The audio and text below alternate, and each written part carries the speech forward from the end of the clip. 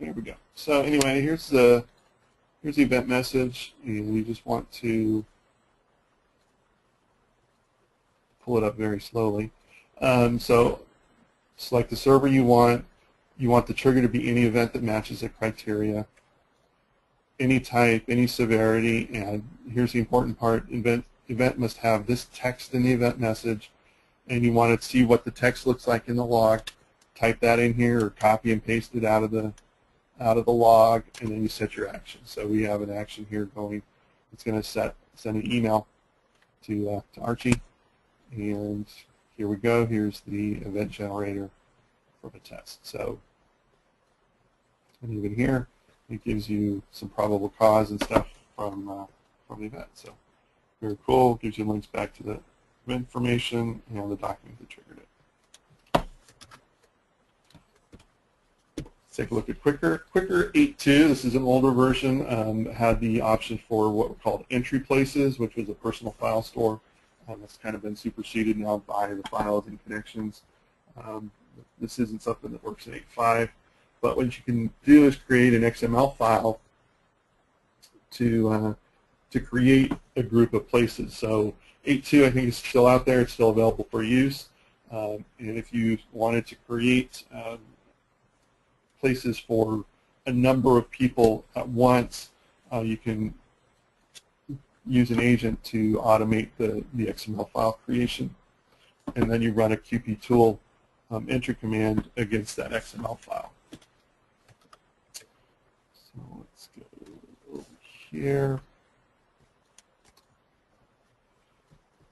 And I've got two agents here. One is to generate XML for all, or generate XML for selected documents, which obviously means you can select a few people here and run this action.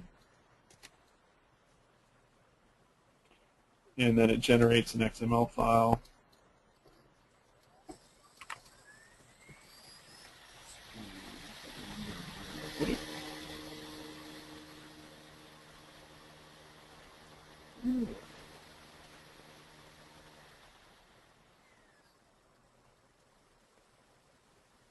Yeah. Well, anyway, take my word for it. Forgot where that put out to.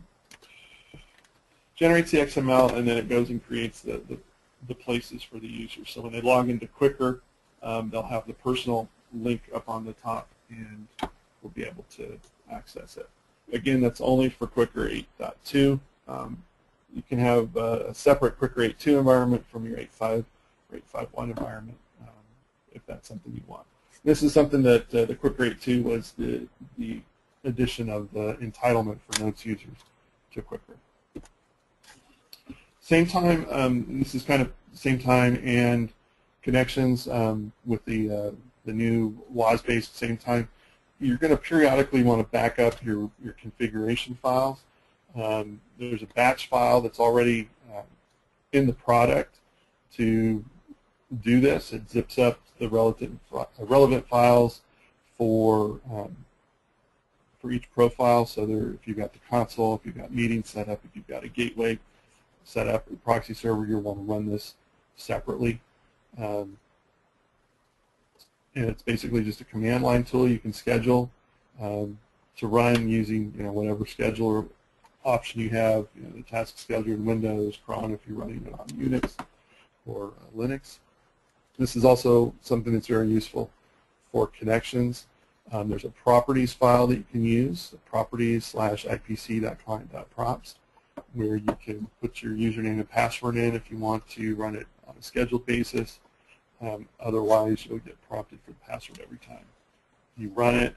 And as you can see, the password can be encoded to help you protect that. So there's what it looks like from the command line. Backup config that, and you want to tell it where you want the backup file to go. No stop means just to run through, don't worry about it. And you're going to tell it what profile name you're going to run it against. The profile name is the WebSphere profile that's in use. You see down below here where it's logging, it looks at IBM WebSphere App Server Profiles, STSC App Profile, so that's the same time System Console application profile. you would need to go in and just look inside that profiles directory to see what the other profile names were on that server if you wanted to do multiple ones. And it backs up the config file, and as you can see, there's just a few files that are involved in the same time configuration, 897. So that's why it's a good idea to back them up periodically, especially before you do an upgrade or perform, apply a maintenance patch or anything like that against same time or connections, just so you have something to fall back to in case you need it. Lastly, I'll talk about connections. Connections 2.5 is probably still out there. 3.0 was out earlier this year. So knowing how upgrades go in most environments, 2.5 will still be around in some environments. IE8 has been around for a while, obviously, and it's not a supported browser for 2.5. Support started with 3.0, and what you need to do is just edit the httpd.conf file on the HTTP server. So you have a separate HTTP server from where the WebSphere application is running. Depending on your environment, it may all be in one server. But you want to find that httpd conf file and add this header set XUA compatible IE equals emulate IE7 to the line. Restart HTTP, and there you go. If the HTTP server is serving more than just the connection site, so say it's serving up same time or another WebSphere app, portal or whatever it is, or just a static HTML site, and you're going to use that location directive in the HTTP server and in the conf to limit it to which apps that compatibility setting is going to apply to. And TDI is the Tivoli Directory Integrator. It manages the data synchronization between your LDAP source and connections. It handles adding new users, updating the profiles information, so the job titles, name changes, phone numbers, etc. If you schedule these TDI jobs, there's two in particular that we like to schedule. It makes updating the profiles information basically you set it and forget it. You set it up in the task scheduler system, whether that's Chrome or task scheduler on Windows, and you can walk away. Sync all DNs is what collects new users and updates the user information in the existing profiles, and the Mark Managers batch file updates manager relationships. So in connections, you can show basically a management tree that shows, if you're looking at my profile, you can see, okay, here's Ted, and here's my manager, and here's his manager, and so on, up the org chart, 2 or 3 levels in the profile there. So that's what manages those relationships there. And you just want to schedule that depending on your needs. Sometimes once a day is enough. In a geographically dispersed environment where you've got managers in North America, admins in Europe or Asia that are adding people, you may need to run it 2 or 3 times a day so that you're collecting all the new users after each geography has finished their day. So run a collection after Europe closes business, run a collection after Asia closes business, and after North America closes business. So that keeps connections updated throughout the day and makes gets new users in quickly, and it gets those changes in quickly as well.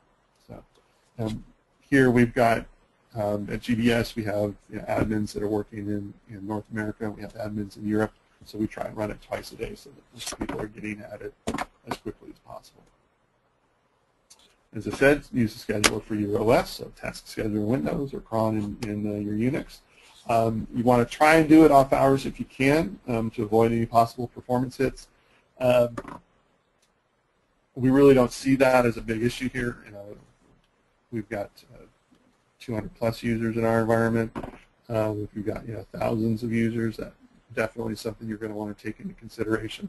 And if you know that a large batch of users is coming, either just because of updates, an office moved, new phone system got put in, or something like that, then you're going to want to do that and schedule that separately, or even process it manually at a time that you know is not an impact.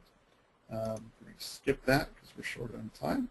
So 2-minute drills make your regular tasks easily repeatable. You can automate or delegate them to others, and it frees you up to do more interesting things like attend webinars. Takeaways will be posted on my site. As I said, I will be updating the orphan mail file template later this week, and I'll post that. So watch for tweets or just an update on the blog. And my posts do get posted out to Planet Lotus, so you can check that as well. FAQ template, there's an OpenNTF discussion template that you can pull down from there if you like. And if there are any questions, I'd be happy to try and answer them. And if you have any other questions on Domino Admin or anything else, Lotus-like, info@gbs.com is the place to send them. Thank you very much. Thanks, Ted. One question that did come in as you were talking about that last topic was, what is TDI? TDI is Tivoli Directory Integrator. It is included with your entitlement for Domino. It is included with connections as well. And it allows you to do data synchronization between Domino and another data source, or in the idea of connections is to synchronize connections with your LDAP data. So your LDAP could be Domino, which is what we use here at GBS. So we run TDI to synchronize the information that's in the person doc and put that into the profiles on connections, so people can see your job title, your phone number, your blog site, and a bunch of other internal stuff as well. So it's very useful. It runs, I'll add some postings. Somebody did a blog post yesterday with a lot of links on information on TDI. It's kind of a Swiss Army knife tool. It takes a little time to kind of wrap your head around, but it's quite useful. The Domino, there are certain limitations around what you can do with Domino on it, and I would need to clarify that with you. So check my blog for that as well. I'll post that on the on this download site on the takeaways as well. I'll post a link to that. Okay, great. A lot of people are asking, how they can get the links and all that kind of stuff. So just for everyone's information, so you don't have to try to write that down because I know it's very complex. The slides will be made available and posted up online along with a recording of this session, so that it'll be really easy for you guys to get the links and stuff that Ted has in here. So don't worry about having to scribble those down. Yeah. Right, and if you just go to my site, Domino Thoughts, there's a link on the homepage there too. And that concludes this edition of Group Talk. Thanks for watching. To engage in conversations with us, visit twitter.com/gbsknows. To stay up to date, like us on Facebook at facebook.com/joingbs. And to watch entertaining and informative videos, visit youtube.com/gbsknows. And don't forget, visit our website and send us an email at gbs.com and info@gbs.com. Thanks again.